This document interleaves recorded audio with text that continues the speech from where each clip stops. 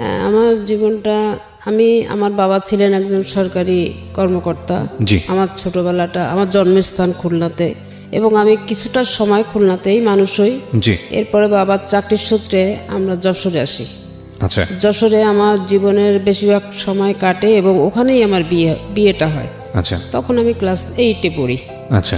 ওই সময় আমার বিয়ে হয়। বিয়ের পরেও আমি পড়াশোনাটা করে যাচ্ছিলাম। ক্লাস 8-এ পড়া অবস্থায় বিয়ে দিল কেন আপনাকে? আপনার বাবার অবস্থা কি ভালো ছিল না? হ্যাঁ, বাবার অবস্থা ভালো ছিল, কিন্তু আসলে এখন তো বয়স হয়ে গেছে, তো কি বলবো, মানে তখন আর কি যেই বয়সটা আমার ছিল, তো যে কেউ দেখলে আর কি চোখে লাগতো মানুষের হয়তো। আচ্ছা আচ্ছা। তো আমার আব্বার এক ফ্রেন্ড, তার ভাইয়ের জন্যই সে আর কি আমাকে পছন্দ করে। তো আমার বাবা ওই সময় রাজি হয় না বিয়েটা দিতে, কিন্তু ধরেন সন্ধ্যা 7টার থেকে এই নিয়ে আমার বাবার সঙ্গে আর কি তর্কতর্কি হতে থাকে। আচ্ছা। যে এতটুকু মেয়ে আমি বিয়ে দিব না, আমার ফ্যামিলি থেকে এটা খারাপ চোখে দেখবে, বা আমার মেয়ে আমাকেও খারাপ বলবে, আমার মেয়েটাকেও খারাপ বলবে। আচ্ছা। তো এইভাবে আর কি করতে করতে অনেক, মানে রাত তখন ভোর 4টা বাজে, এই অবস্থায় চলতেছে। জি। তো এক পর্যায়ে আমার বাবার কোনো মতামত আর তারা অপেক্ষা করলো না, যে আমার ভাসুর এখন, জি, সে আর কি আমার কোনো মতামতের, মানে আমার বাবার কোনো মতামতের বা আমার আম্মার কোনো মতামতের মূল্যায়ন না করে সে নিজে গার্জেন হয়ে তার ভাইয়ের সাথে আমাকে বিয়ে দিলেন। কে দিল এটা? আমার ভাসুর।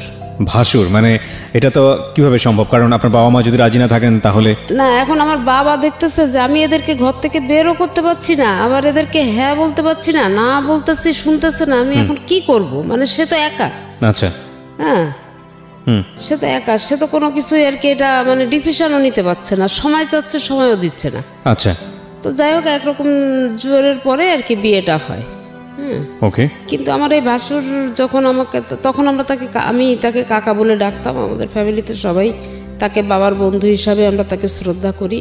আর তার যে ভাইয়ের সঙ্গে আমার বিয়ে হয়েছিল তাকে আমি কোনোদিনই দেখি নাই, আমাদের ফ্যামিলির কেউ তাকে কখনো দেখেনি। আচ্ছা। যাই হোক, বিয়েটা ওইভাবে হয়ে গেল। সে তখন খুলনাতে চাকরি করে। তো বিয়ে হয়ে যাওয়ার পরে সে আর কি খুলনাতে, আবার তখন ছুটি ছিল আপনার রবিবার থাকতো সাপ্তাহিক ছুটি। আচ্ছা। তো আবার বিয়েটা হলো রবিবারের দিনই, বিয়েটা হওয়ার পরে সোমবারের দিন সকালবেলায় সে আর কি খুলনাতে তার কর্মস্থলে চলে যায়। জি। এরপরে আর কি আমাদের সঙ্গে, তখন তো আর ফোন টোনের কোনো ব্যবস্থা ছিল না, তখন ওই চিঠিপত্রের মাধ্যমে যোগাযোগ। তো এইভাবে আর কি প্রায় 3 মাস পার হয়ে গেল। আমার বাবা আমাকে শ্বশুরবাড়িতে কিন্তু পাঠায়নি। জি। তো একটা সময় আমার শাশুড়ি খুব আফসোস করতে থাকে, আমার শ্বশুর ছিলেন না। শাশুড়ির অনেক আফসোসের পরে আমার বাবা আর কি আমাকে শ্বশুরবাড়িতে পাঠায়। আচ্ছা। শাশুড়িকে দেখার জন্যে। ওকে।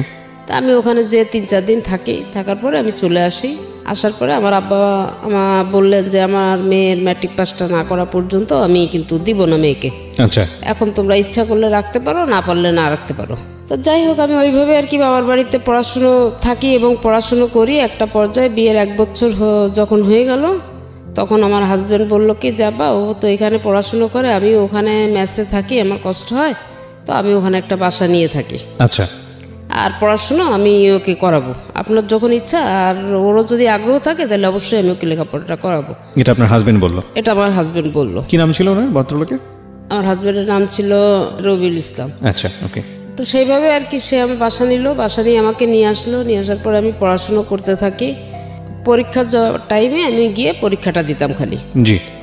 তো এই অবস্থায় চলতে থাকি। তখন আর কি আমি যখন ক্লাস 9 থেকে 10-এ উঠবো, 3-4 মাস আগে, তখন আমি কনসেপ্ট করি। ওকে। তো ওই অবস্থায় আর কি আমি খুব অসুস্থ থাকি। তো এই ট্রিটমেন্ট, আমার তখন ট্রিটমেন্টও চলে, পড়াশোনারও একটু সমস্যা হয়। লাস্টে প্রায় 5-6 মাস পর্যন্ত আমি প্রচণ্ড কষ্ট, মানে বলতে কি আমি 6টা মাস শুধু সেলাইনের উপরে ছিলাম। জি। খুবই কষ্ট করছে আর কি। তো যাই হোক, ওইভাবেই ক্লাস 10-এ উঠলাম। ফাইনাল পরীক্ষা দিয়ে ক্লাস 10-এ উঠলাম। ওঠার পরে টেস্ট সব পরীক্ষা দিলাম। এরপরে আমার বাচ্চা যখন হলো, তারপরে আমি পরীক্ষাটা দিলাম। তখন বাচ্চার বয়স আমার 2-2.5 মাস হবে, ছোট বাচ্চা। তো আমাদের সময় আবার 2 শিফটে পরীক্ষা হতো, বাংলা ইংলিশটা 2 শিফটে পরীক্ষা হতো। ছেলে হলো না মেয়ে হলো? ছেলে। ওকে। 2 শিফটে পরীক্ষা। তো আমি যখন ফার্স্ট আওয়ারে পরীক্ষা দিতাম, সেকেন্ড আওয়ারে 1 ঘন্টা টিফিন আওয়ার থাকতো ওই সময়। বাচ্চাটাকে নিয়ে আমার দেবর আর আমার বোন আমার কাছে নিয়ে যেত বাচ্চাটাকে। ও তখন বুকের দুধ খেত, আমি ওকে মানে বিষয়টা হচ্ছে সকালবেলা পরীক্ষা আর বিকেলবেলা পরীক্ষা, এর মাঝখানের সময়টা থেকে আপনি ব্রেস্ট ফিড করাতেন বাবুটাকে? হ্যাঁ, ব্রেস্ট ফিড করাতাম। করানোর পরে তারপর ওকে খাইয়ে দিয়ে তারপরে আমি নিজে একটু টিফিন খেয়ে আবার সেকেন্ড হাফের পরীক্ষা দিতে বসি, এসএসসি ফাইনাল পরীক্ষা। জি। তো যাই হোক, এইভাবে পড়াশোনার পরে আমি যখন ওই পরীক্ষা আমার যেদিনকে শুরু হলো সেদিনকেই আমার হাজবেন্ড খুলনাতে বাড়িতে জায়গা কেনা ছিল, বাড়িতে কাজে হাত দিল। খুলনার কোথায় এটা? সোনাডাঙ্গা মেইন রোড, নিউ মার্কেটের কাছে। ওকে। তো বাড়িতে কাজে হাত দিল, আমি পরীক্ষা দিয়ে আমার ফাইনাল ম্যাট্রিক পরীক্ষা শেষ হওয়ার পরে আমি একবারে যে বাড়িতে উঠলাম। আচ্ছা। এবং বাচ্চাটা আমার ছোটবেলার থেকে ওখানেই মানুষ। ওকে। ওখানে পড়াশোনা। বাড়িতে মানে কি নিজ বাড়িতে? নিজের বাড়িতে। আচ্ছা। তো কত সালে আপনাদের এই বাড়িটা হলো আনুমানিক? আমার বাড়িটা হলো তখন হচ্ছে আপনার ইনকমপ্লিট অবস্থায় আমি উঠছি, কিন্তু এটা কমপ্লিট করতে 87 সাল লাগছে। ঠিক আছে, বলেন। তারপরে যাই হোক, আমি ওইভাবে পড়াশোনা করতেছি। আমি কোনো পড়াশোনা যখন করে আমি বাড়িতে উঠলাম, ছেলেটাকে নিয়ে আমারও অনেক কষ্ট হয়ে যাচ্ছে। তো আমার হাজব্যান্ড কাজের লোক রেখে দিল, সব কিছু আমার সাংসারিক দিক থেকে আমি কোনো কষ্ট আমাকে করতে দেয়নি। তো ছেলেটা যখন একটু 3.5 বছর বয়স হলো, তখন আমি ওকে, আমার পাশে একটা স্কুল আছে মিশনারি স্কুল, আমি ওখানে ওকে ভর্তি করলাম। আচ্ছা। তো ওখানে ভর্তি করে ওকে নিয়ে আসতাম। তো এইভাবে একটা পর্যায়ে ও যখন ক্লাস 2-তে উঠলো, তখন ওখানে ক্লাস 2 ফাইনাল পরীক্ষা হয়ে গেল। ক্লাস 3-তে আমি ওকে খুলনা জেলা স্কুলে ভর্তি করি। টেস্ট দেওয়া হলো, টেস্টে এলাও হলো, তারপরে আমি ওকে ওখানে ভর্তি করি। আমাদের জীবনটা খুব ভালোই কাটতেছিল আমার হাজবেন্ডকে নিয়ে। আমার তো অনেক সুখের একটা জীবন ছিল, যেটা আমি আসলে ভাষায় বলতে পারবো না। মানে আমার গায়ে একটু কোনো রকম একটু ব্যথা লাগলে মনে হতো যে তার জন্য কলিজাটা ছিঁড়ে গেল। খুব ভালোবাসতো আপনাকে? প্রচণ্ড ভালোবাসতো। তা ছেলে নিয়ে কষ্ট করতাম দেখে সে আমাকে 2টা কাজের লোক রেখে দিচ্ছে, একটা রান্না করার জন্য, একটা ঘরের কাজ করার জন্য। আর আমার একটা সিকিউরিটি গার্ড ছিল, তার ডিউটি ছিল আমার বাচ্চাটাকে বিকালে একটু ঘুরতে নিয়ে যাবে। নিউ মার্কেটের সাইডে, তো নিউ মার্কেটের আশেপাশে ঘুরতে নিয়ে যাবে। তো এইভাবেই আর কি বাচ্চাটাকে মানুষ করলাম, বড় করলাম। আমার লাইফের সব কিছুই এখন ও হয়ে গেল, আমার তো আর কিছু নাই। আর একটা জিনিস ছিল কি, আমার হাজব্যান্ডের একটা জিনিস, আমি ঘরে বসে থাকাটা সেও খুব পছন্দ করতো না। আচ্ছা।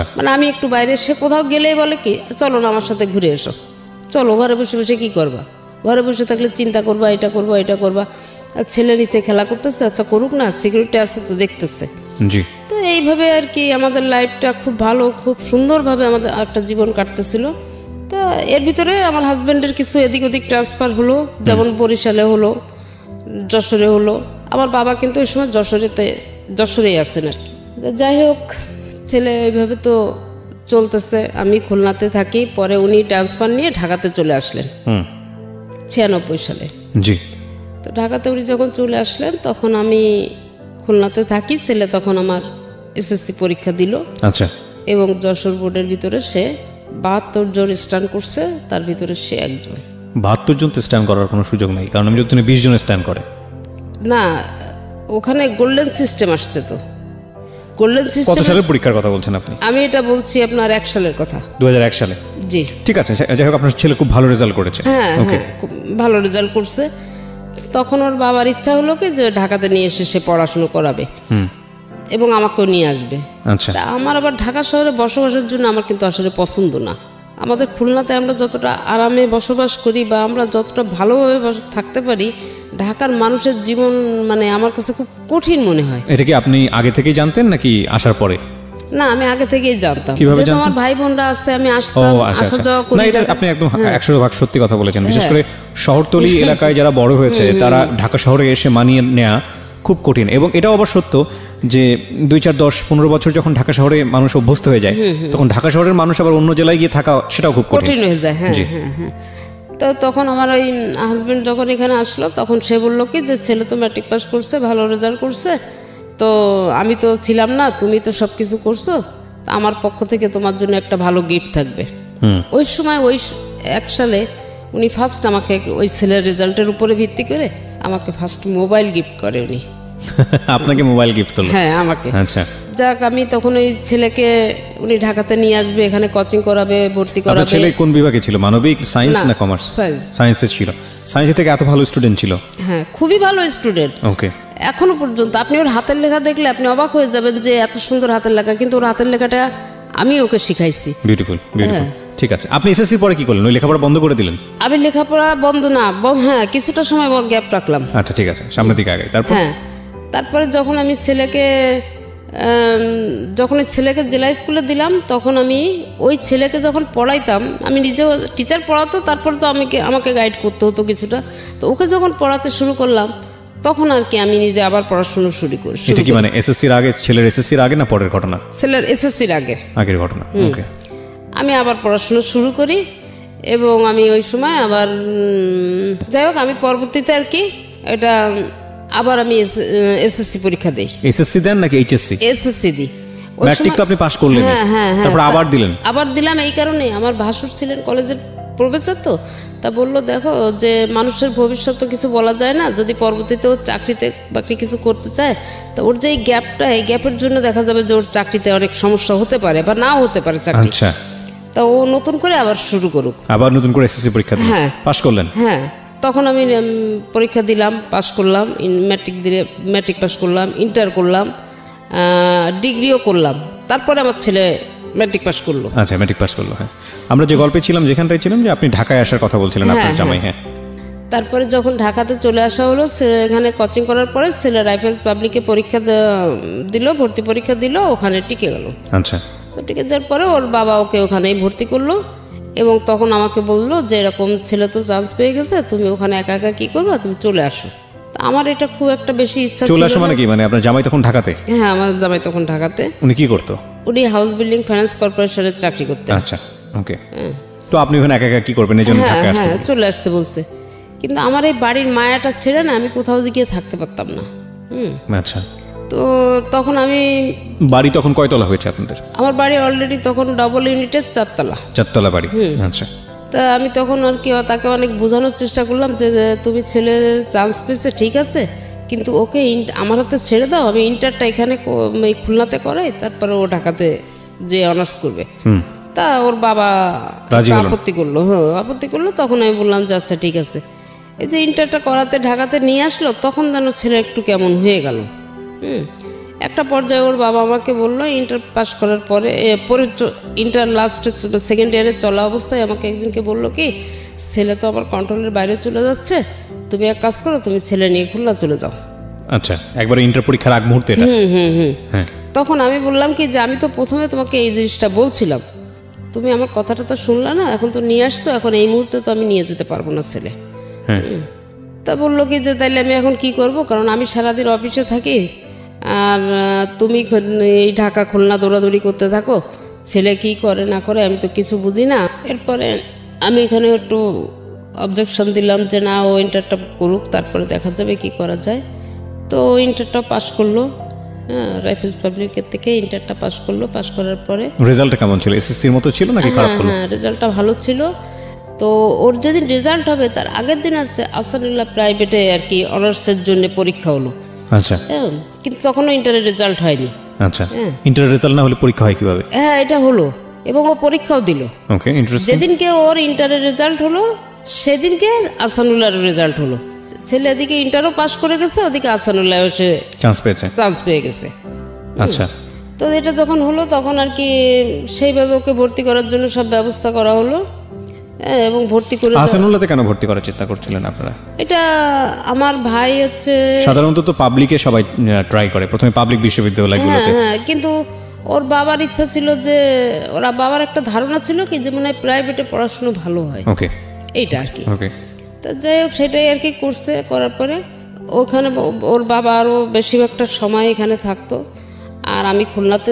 এর মধ্যে আবার আমার একটা চাকরি হয়ে যায়। একটা চাকরি হয়, আমার পোস্টিংটা, আমি তো খুলনার থেকে অ্যাপ্লাই করি চাকরির জন্য, তো ওখানে আমার পোস্টিংটাও খুলনাতে হয়ে যায়। আমি তখন খুলনাতে। কিসের চাকরি ছিল এটা? এটা ছিল ওই যে Bangladesh legal aid and services trust, ব্লাস্টের। তো আমার চাকরিটা ওখানে হয়। আমি কিভাবে জয়েন করলেন ওখানে? আমি ওখানে কোঅর্ডিনেটর। ওকে।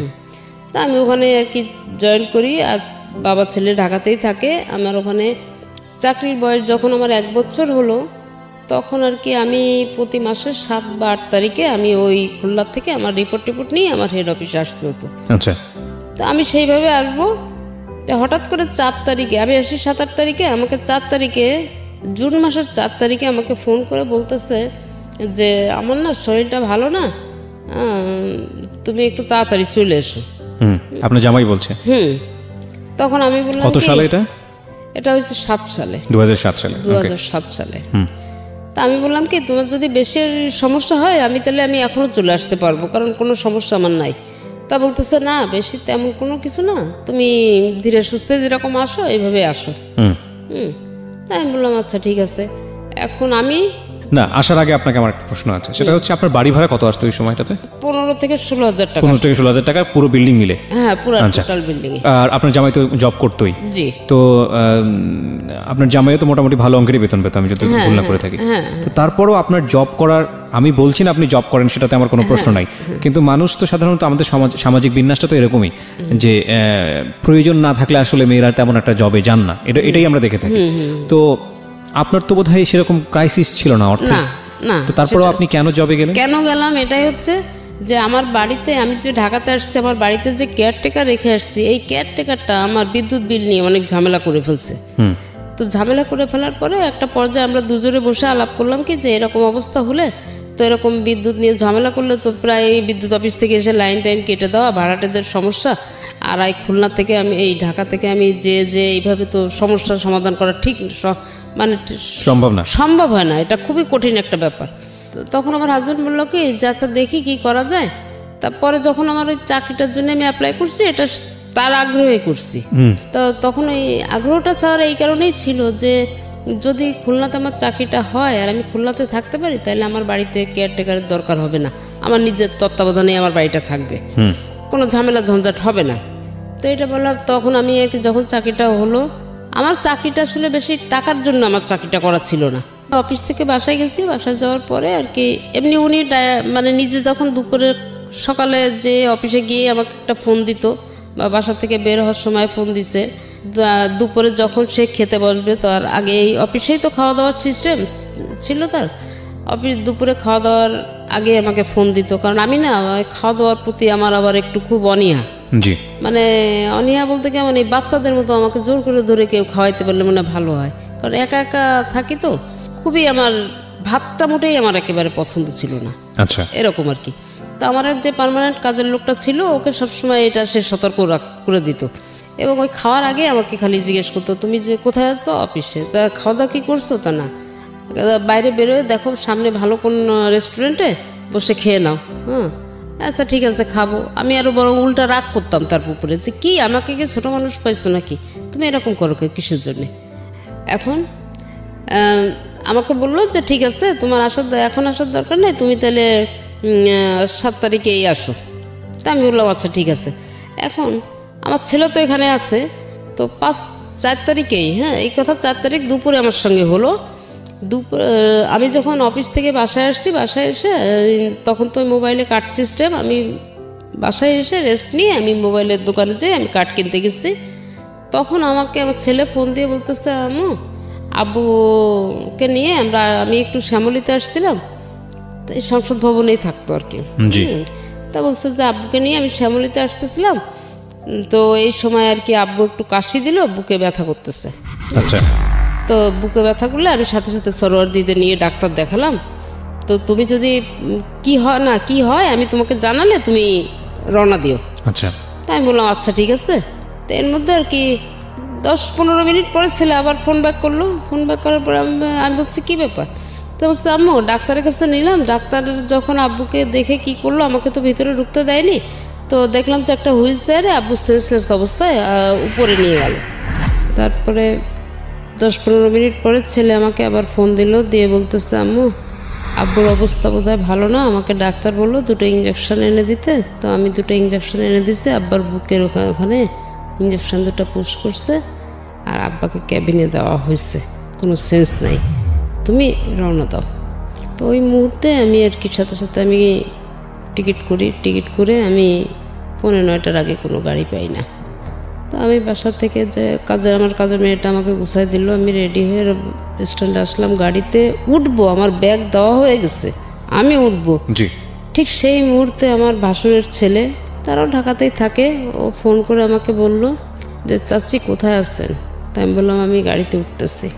বললো আপনার আসার দরকার নাই, চাচা মারা গেছে। শুধু এই কথাটুকু শোনার পরে আমি আর কিছু বলতে পারি না।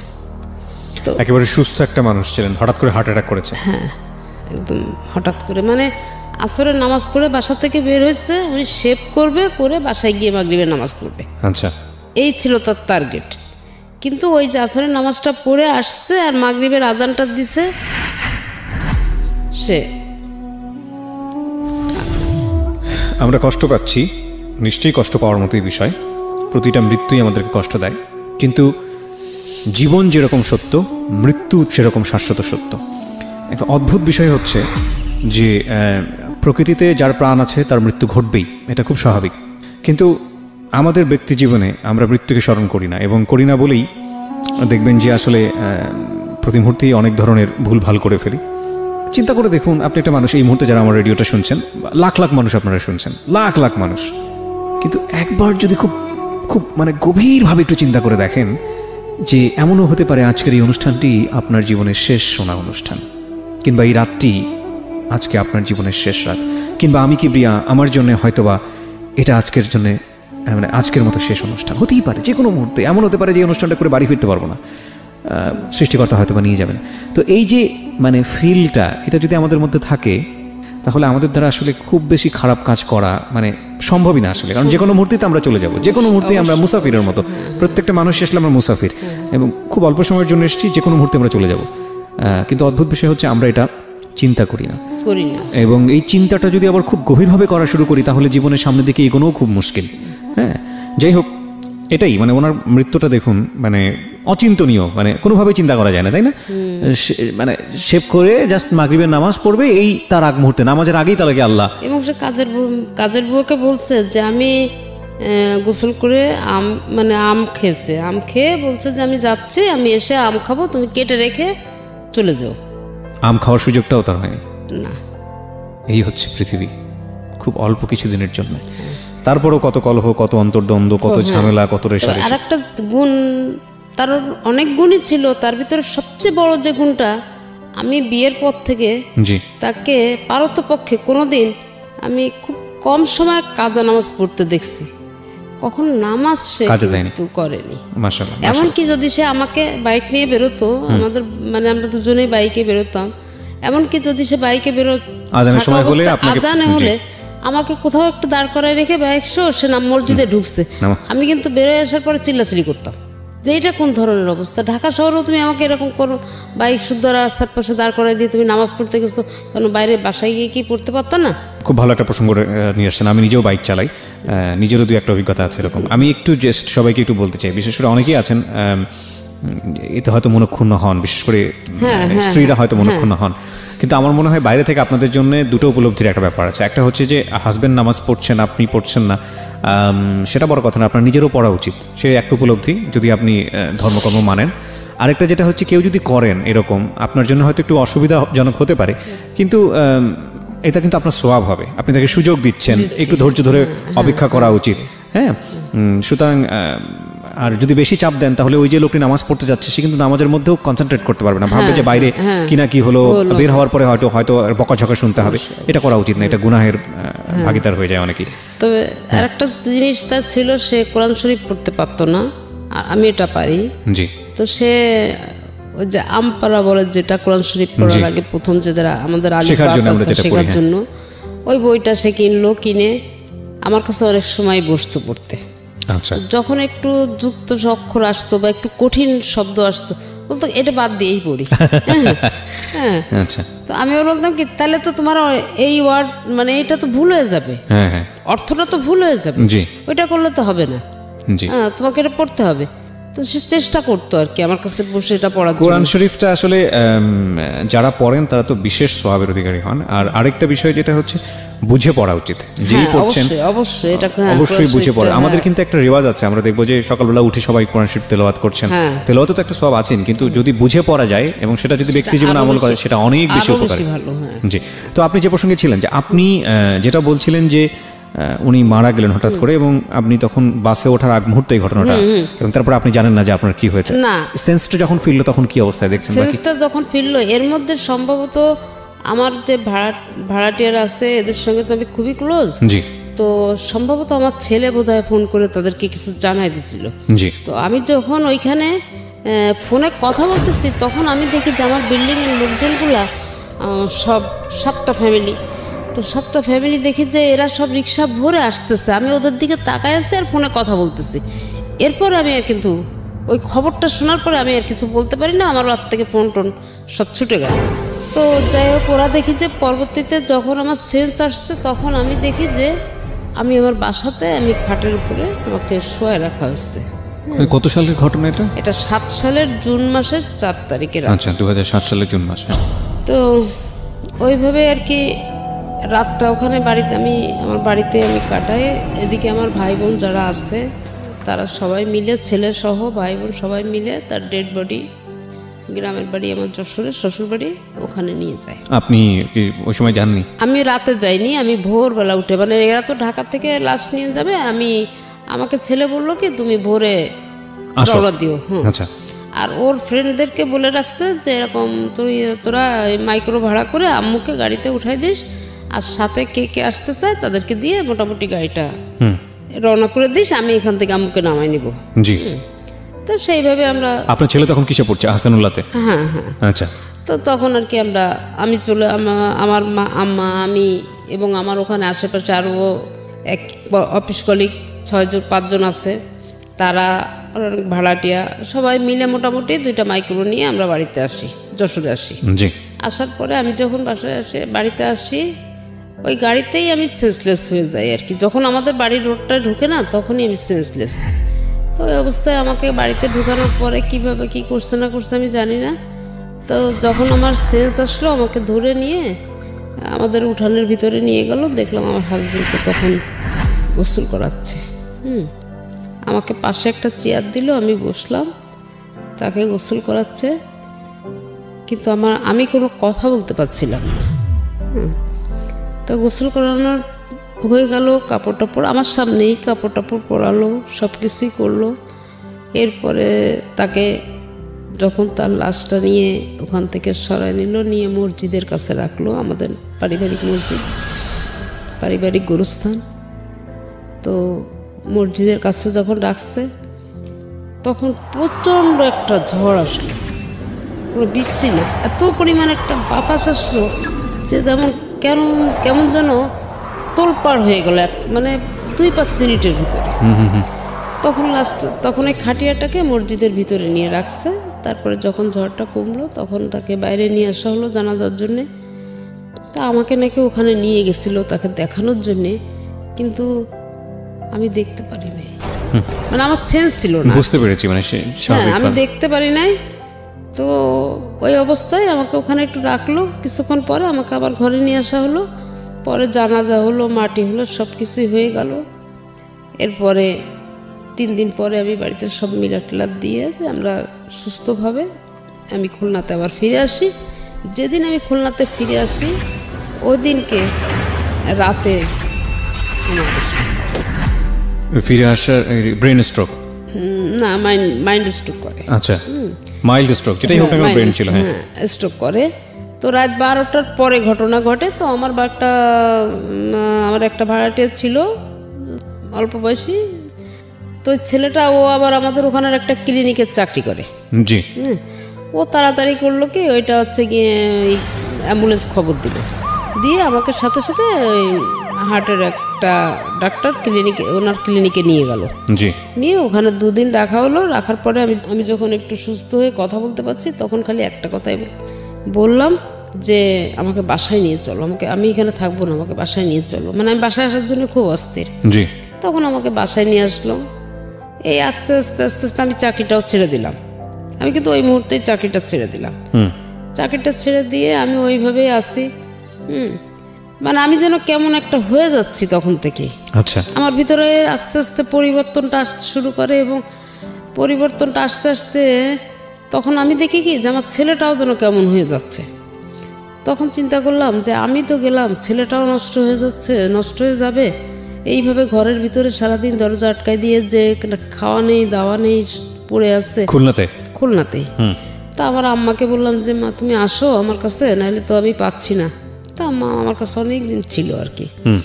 তো থাকার পরে যাই হোক ওই রান্না বান্না করতো বা ছেলেটাকে একটু খাওয়াইতো, আমাকে ওরকম খাওয়ার কথা বললে আমি চিলাচিলি করে উঠতাম। তো এইভাবে আর কি আপনাদের মোটামুটি যাচ্ছে। তখন আর কি ওই যে আমার 3 তলা ভাড়াটে আছে, জি, এই হচ্ছে ওই 3 তলাতে থাকে। তখন আর কি ওই ছেলের ওই অবস্থা দেখে আমাকে একদিনকে বলতেছে, আচ্ছা ছেলেটা এই অবস্থা, ছেলেটার তো আসলে পাগল টাগল হয়ে যাবে, তা ওকে একটা কাজ কামে তো দিতে পারতেন। তাই আমি বললাম ভাই আমার এখন ওই ধরনের মন মানসিকতা নাই যে আমি ওকে কাজে দিব, এখন আমি নিজেই চলতে পারছি না, তো আর একটু সুস্থ হই তারপরে দেখি চিন্তা ভাবনা করবো। আচ্ছা, তখন ওই মুহূর্তে উনি বলতেছে আমার অফিসের ম্যানেজারটা চলে গেছে, তা আমার অফিসে কেউ একটু কাজ করবে? তা আমি বললাম যে ঠিক আছে আপনি ওর সাথে একটু কথা বলেন। তখন আর কি ওকে ডাক দিলাম, ও আসার পরে ওর সঙ্গে কথা বললো। তো ও বললো ঠিক আছে কাকু, আমি আপনার অফিসের যে কয়দিনের সমস্যা আমি করে দেই। না কিন্তু ওর তো লেখাপড়া করার কথা তখন। কিন্তু ও লেখাপড়া ছেড়ে দিল, বাবার মৃত্যুর পর লেখাপড়া ছেড়ে দিল। এটা তো একবারেই মানে আমার কাছে বেমানান ঠেকছে। এত ভালো স্টুডেন্ট হঠাৎ করে লেখাপড়া কেন ছেড়ে দেবে? তখন আমি ওই তো এই যে কাজের ভিতরে তখন আমি ওকে বুঝাতে লাগলাম যে তুমি না আর যাই করো তুমি লেখাপড়াটা করো। তো অনেক ওই গ্যাপ দিল, মানে একটু গ্যাপ গেল, গ্যাপ যাওয়ার পরে অনেক বুঝাতে তখন ও আবার আমাকে উল্টা বুঝাতে লাগলো। কি বুঝাতো? সবাই দেখে দিয়ে সবকিছু হয় না। হ্যাঁ, আমার পড়াশুনো করতে এখন আর ভালো লাগে না, একটা সময় ভালো লাগছে, এখন ভালো লাগে না, তুমি কেন আমাকে জোর করো? হ্যাঁ আচ্ছা দেখবো, তুমি বলতেছো যখন আমি চিন্তা করে দেখবোই করবো। পরে যাই হোক এইভাবে আর কি মোটামুটি অনেক কষ্ট করে আমি অনেক চাপের মুখে রেখে ভালোবেসে বুকে ঝুঁকে আদর যত্ন যাই করার করে টরে মোটামুটি অনার্সটা করাই দিলাম। ওকে, অনার্সটা করলাম, করার পরে এখন ওই অফিসে যে কাজে গেল না, ওখান থেকেই আর কি কাজ কাম করতো। কি টাকা পয়সা পাইতো না পাইতো এটা কখনো আমার কাছে বলতো না, দিত না। আর আমি এটা জিজ্ঞাসা করলে বলতো কি যে জাস্ট ম্যানেজার নাই, আমি একটু কাজ করে দিচ্ছি, সে কিছু দিল না দিল আম্মু এটা নিয়ে তোমার কোনো টেনশন করার দরকার নেই। ওকে, তাই বললাম আচ্ছা ঠিক আছে। তো কাজ করতে করতে একটা পর্যায়ে সে ছেলেকে কি দিয়ে কি পরামর্শ করলো আমি জানি না, তখন হচ্ছে যে আপনার 9 সালের লাস্টের দিকে। ওকে, তখন আর কি ছেলেকে কি দিয়ে কি পরামর্শ দিল, তখন ছেলে আমাকে বলতে লাগলো যে আমি বাড়িটা ভাগ করে নিব। তাই আমি বললাম কি বাবা আমার তো আর কেউ নাই, তুই ছাড়া তো আমার আর কেউ নাই, এখন যদি আমি মারা যাই তা বাড়িটা তো তোরই, এটা আবার ভাগ করার কি হয়েছে? তা বললো যে না আমার অংশ আমি ভাগ করে নিব।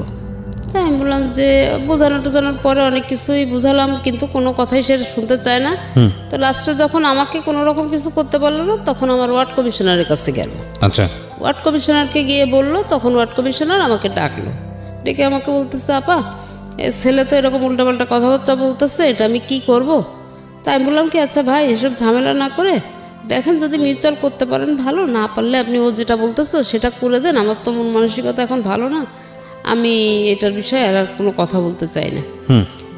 তখন ওই আমার ছেলে এরা সবাই একসাথে হয়ে কমিশনারের কাছে গেল। আর হলো গিয়ে কমিশনারের খালাতো ভাই, কিন্তু এদের সঙ্গে রিলেশন খুবই খারাপ, রক্তের সম্পর্ক, কিন্তু এদের সঙ্গে রিলেশনটা ভালো না। তো এরা আবার ঠিক করলো কি যে দোতলাতে আমরা তো থাকি, ছেলে থাকে এক ফ্ল্যাটে, আমি থাকি আর এক ফ্ল্যাটে, জি মানে পুরাটাই আমাদের, দোতলা পুরাটাই আমাদের, কিন্তু ওইটাকে এখন ওই দোতলাটা বাদ দিলে নিচতলার 2টা ফ্ল্যাট হচ্ছে আমাকে দিল, আর 3 তলার 2টা ফ্ল্যাট, 4 তলার 2টা ফ্ল্যাট দিল হচ্ছে ছেলেকে, জি ছেলের চলাফেরা খাওয়া দাওয়ার জন্য, আর আমাকে দিল আমার খাওয়া দাওয়ার জন্য, আমাকে 2টা ফ্ল্যাট দেওয়া হলো। ওকে, তো আমি সেইভাবে আছি, কোনো কিছু না, কোনো ঝামেলা ঝঞ্ঝাট আর করতেছি না, চুপচাপ আছি। তো একটা পর্যায়ে আর কি ছেলে একটা ডিট করলো আপনার সঙ্গে? আমার সঙ্গে না, আমার ভাড়াটাদের সঙ্গে ডিট করতে গেছে, মানে এটা থেকে আর কি এগুলা করাচ্ছে। বলছে কি যে তোর মা বিয়ে শাদী করবে, চলে যাবে, তারপরে সেই লোক নিয়ে এসেই বাড়ি দখল দিবে, তোর কপালে মানে অনেক ভোগ আছে, তুই এইটা একটা ডিট করে রাখ। পরবর্তীতে যাতে তুই না বিপদে পড়িস। দেখেন আমরা ভাড়া নিচ্ছি তো ভাইয়া, আমরা তো ভাড়া নিলাম আন্টির কাছ থেকে, আপনাকে কেন টাকা দিব? তো যদি আপনাকে টাকা দিতে হয় তাহলে আপনি আন্টিকে একটু ডেকে নিয়ে আসেন, ওকে, উনি বললে আমরা আপনাকে দিব। ওকে। তো এইভাবে আর কি আমি ওখানে গেলাম। যাওয়ার পরে শোনার পরে আমি বললাম কি আচ্ছা ঠিক আছে তোমরা চুপ করো, দেখি আমি ওর সঙ্গে কথা বলে দেখি কি হয়েছে। তো আমি একটা পর্যায়ে ও যখন ঘরে আসে সেই সময় আমি যে বলতেছে কি আচ্ছা ভাই কি হয়েছে, কি উল্টাপাল্টা করতেছে কেন? আপনারা তো কমিশনারের মাধ্যম দিয়ে সবকিছু সেটেল করে নিয়ে আসছে, তো এখন এটা নিয়ে আবার কেন ঝামেলা করতেছে? তা বলতেছে কি যে এখন সেটা কি করে বলবো, এখন সে পুরা তার বাড়ির তো বেশি অংশ তার হিসাবে তো আপনি একটা ফ্ল্যাট পান, 7টা ফ্ল্যাট তো তার, তা আপনি এখন যদি সেটা জোর করে রাখতে চান ধরতে চান তাহলে তো আপনার এটা ঝামেলা হবেই। তাই আমি বললাম এটা তো বিষয় না, বিষয়টা হচ্ছে আপনারা কমিশনারকে দিয়ে করাইছেন বিচারটা, আমি কিন্তু করি নাই, জি, তো এখন আপনারা কেন সেটা নিয়ে ঝামেলা করছেন? তো এক পর্যায়ে ওনার কাছ থেকে শোনার পরে ওনার কথাবার্তার ভাবভঙ্গি আমার কাছে ভালো লাগেনি, না লাগাতে আমি এসে ছেলের ঘরে ঢুকে আমি ছেলেকে বললাম যে আচ্ছা তোর কি সমস্যা বলতো আমাকে, তোর যদি কোনো সমস্যা থাকে সেটা তুই আমার সাথে বল, কিন্তু কেন তুই ভাড়াটাদের কাছে গিয়ে সমস্ত বলে নিজেকে ছোট করতেছিস? জি। তো বলার সাথে সাথে ও আমাকে আমাকে একদম ডাইরেক্ট একদম এইভাবে ওরকম খাটে বসা, আমি এরকম দাঁড়ানোর সামনে, তো এই কথাটা বলার সাথে সাথে আমাকে বলতেছে কি তুই আমার ঘরে ঢুকছিস কি জন্যে, তুই আমার ঘর থেকে বের হ।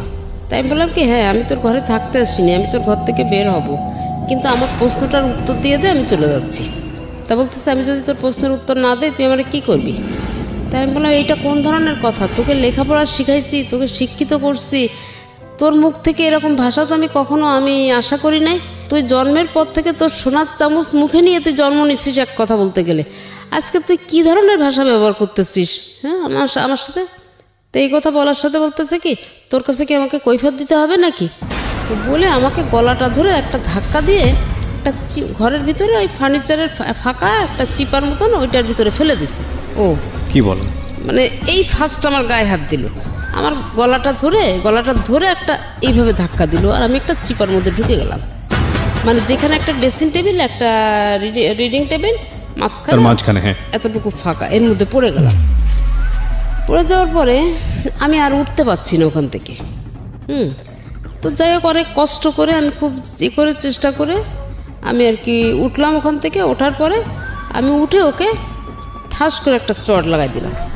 চড় দেওয়ার পরে ও কী করলো, আমার হাতে আমার এই বা হাতটা স্পন্ডালাইসিসের সমস্যা আছে, তো আমার হাতটাকে মোড়ায়ে ধরে আমাকে ফ্লোরে ফেলাই দিল চিৎ করে, একদম পুরা চিৎ করে ফেলে দিয়ে আমার এই দুইটা পা এক জায়গায় করে ও একটা পা দিয়ে চেপে ধরছে, আমার পাটা চেপে ধরছে, আর একটা হাত দিয়ে আমার হাত ধরছে আর একটা হাত আমার এই জায়গাটায়। ওহো, মানে আমার জীব অলরেডি বের হয়ে গেছে, মানে আমার মনে হচ্ছে কি এই মুহূর্তে আমি শেষ। এখন আমি যে কোনো রকম নিজেকে ওর কাছ থেকে ছাড়াই নিব, আমি এরকম কোনো সুযোগ পাচ্ছি না। অনেক ধস্তাধস্তি করে মানে অনেক গুতাগুতি করে এক পর্যায়ে আমি একটা, আপনি আশেপাশের লোকজন ছিল না বিল্ডিং এ? হ্যাঁ বিল্ডিংয়ে, মানে এই যে চিল্লাচিল্লি হচ্ছে না, আমার বিল্ডিংয়ের সামনে পুরা লোক, কিন্তু নিচে কোলাপসিবল গেটে তালা মারা। আচ্ছা, সিঁড়ির ভিতরে দাঁড়ায় এগুলা দেখতেছে এবং বউ দেখতেছে, কিন্তু কোনো কথা নেই তাদের। আর বিল্ডিংয়ের লোকজন ওই একটু ডেয়ারিং টাইপের, মানে সত্যি কথা বলতে একদম আমি ক্লিয়ার যেটা বলবো সেটা হচ্ছে একটা সন্ত্রাসী, খুলনা শহরে সন্ত্রাসীদের ভিতরে সে একজন, এর পাল্লায় পড়ছে এই ছেলে। ওকে, তো যাই হোক আমি এখন ওইখান থেকে তো কোনো রকম তো ওকে লাথি মানে অনেক চেষ্টা করে মোটামুটি একটু উঠলাম। তো আমি ওখান থেকে কোনো রকম ওকে ধাক্কাধাক্কি দিয়ে মানে একটু ছাড়াই আমি উঠলাম। ওঠার পরে ও আমার হাত দুইটা মোড়ায় পিছনে নিয়ে আমাকে ওর ঘরের থেকে আবার পিছনে ঘাড়ে হাত দিয়ে ধাক্কা দিতে ওর ঘর থেকে বারান্দায় বের করে নিয়ে এসে আমার এখানে একটা ঘুষি মারছে চোখের মাঝখানে। হ্যাঁ ঠিক এই জায়গাটা একটা ঘুষি দেওয়ার সাথে সাথে আমার যে নাক দিয়ে রক্ত পড়তেছে না, মুখ দিয়ে পড়তেছে না, চোখ দিয়ে পড়তেছে, আমি কিছু বলতে পারবো না। লোকজন রাস্তায় সব জমা হয়ে আছে, সবাই দেখতেছে। মানে সে দৃশ্য, মানে আমি সেই মুহূর্তে আমার খুব মানে অবস্থা খুবই খারাপ ছিল, কিন্তু আজকে না এসব কথা বলতে আমার চোখে কখনো পানি আসে না। এক্স্যাক্টলি, আমি সেটাই চিন্তা করছিলাম যে আপনার পানি আসে না। আমার চোখে পানি আসছে না। আমি মাফ করবেন, আমি একটু ইন্টারাপ্ট করছি আপনাকে। পৃথিবীর সবচাইতে দুর্ভাগা সন্তানের কথা আমি এই মুহূর্তে শুনছি। আমার শুধু এতটুকুই বলার আছে। আমি ডেফিনেটলি শিওর যে হয়তো আপনি অনুষ্ঠানটা শুনছেন। আপনি ধরেন আপনার মা যেটা বলে গেল সে অপরাধগুলো করেননি, কিন্তু ধরেন আপনি আপনার জায়গা থেকে অনেক কিছু বলার আছে, অনেক কিছু বলার আছে। আপনার মা অনেক অপরাধ করেছে আপনার সাথে। আপনি যদি ধর্ম মানেন, ধর্ম তো একটা আছেই, যদি সামাজিকতা মানেন, যদি এথিক্স মানেন, যদি কিছুই না মানেন, শুধু মানবিকতা মানেন, হ্যাঁ, তাহলেও আমি বলবো যে সবচেয়ে অভাগা হচ্ছেন আপনি। যার পেটে বড় হয়েছেন, দুনিয়ার মুখ দেখেছেন যার জন্য, যা রক্ত মাংস খেয়ে বড় হয়েছেন, যে আপনাকে কষ্ট করে বড় করেছে, সে যদি সারা জীবনও আপনাকে পেটাতো, এটা আপনার জন্য আশীর্বাদ। তার গায়ে হাত তুলেছেন মানে হচ্ছে আপনার নাই, আপনার আর কিছু নাই, আপনার না আছে ইহকাল, না আছে পরকাল, আপনি তো ওখানেই শেষ। মানে কত বড় পাপী যে আপনি। আপনার মা এই কথা বলছে এখানে এই অনুষ্ঠানে এসে, লাখ লাখ মানুষ সাক্ষী হয়ে যাচ্ছে আজকের এই অনুষ্ঠানে। আল্লাহ আপনাকে মাফ করুক, আমি জানি না মাফ করবে কিনা, মাফ করা উচিত কিনা।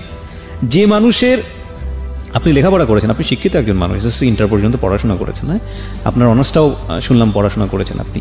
ধরেন আপনার মা অপরাধী, আপনার দিক থেকে ভয়াবহ রকমের অপরাধী, হোক সে অপরাধী, কিন্তু ওই যে একটা কথা আছে না যে এক ধার দুধের দাম শোধ করা যায় না সারা জীবন গায়ের চামড়া করে দিলে।